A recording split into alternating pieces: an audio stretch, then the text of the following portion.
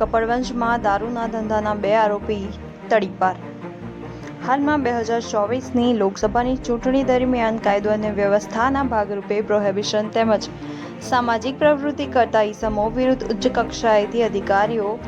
આદેશ અનુસાર ગેરકાયદેસર અને સામાજિક પ્રવૃત્તિઓ અંકુશમાં લેવાની સૂચના મુજબ કપડવંજ ટાઉન પોલીસ સ્ટેશનના પીઆઈ જનકસિંહ દેવડા કપડવંજ શહેરના પ્રોહિબિશન પ્રવૃત્તિ કરનારાની ઝીણવટભરી તપાસ હાથ ધરતા મોહસિન અલી સૈયદ ઉર્ફે વાંકો, ઉંમર 30 વર્ષ, ધંધો મજૂરી,